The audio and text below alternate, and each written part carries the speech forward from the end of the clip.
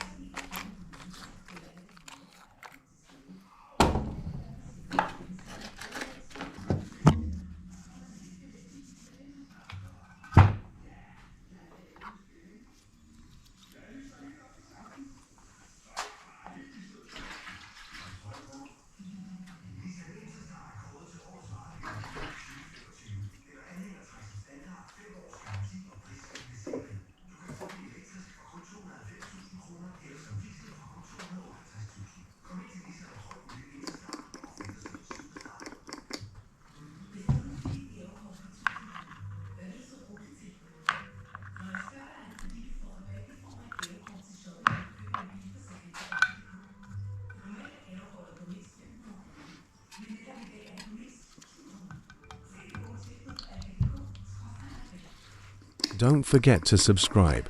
It's free and helps the channel grow. Your support means more content, more tips, and more repairs every week.